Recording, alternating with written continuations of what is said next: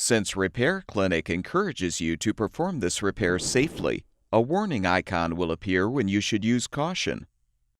Before you replace the right control panel end cap on your washer-dryer combo, be sure to unplug the power cord or shut off the power supply.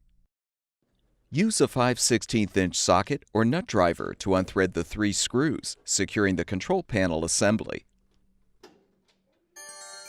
Fully detach the panel assembly and set it on top of the appliance. Unthread the screws securing the right end cap to the control panel.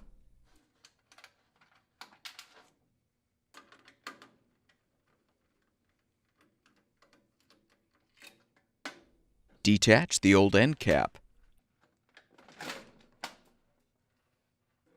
Before you install the new end cap, make sure the mounting clip is in place. Now align the cap on the control panel assembly. Secure it with the screws.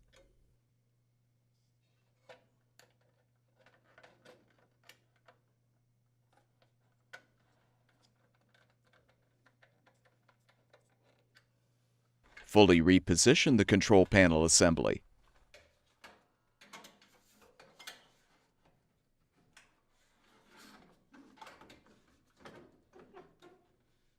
Rethread the 3 screws on top.